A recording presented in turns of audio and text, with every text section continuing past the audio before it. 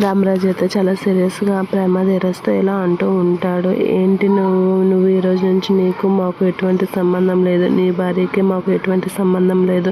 మీరు ఏదైనా చెయ్యాలి చెందాలి అనుకుంటే మీ సొంత డబ్బులతో సంపాదించుకొని మీరు తిండి గుడ్డ బట్ట అన్నీ మీరే చూసుకోవాలి.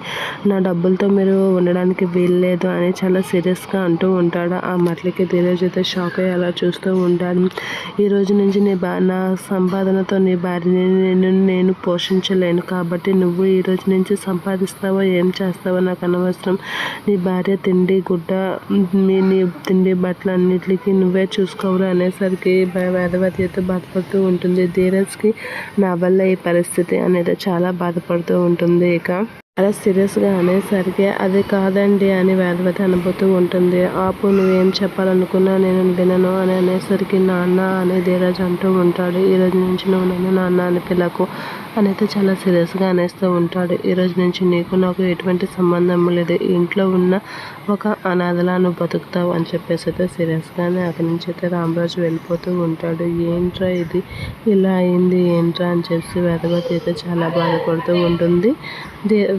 రామరాజు ధీరజ్ విషయంలో తీసుకున్న నిర్ణయానికి రామరాజు కూడా చాలా బాధపడి అలా చూస్తూ ఉండిపోతూ ఉంటాడు.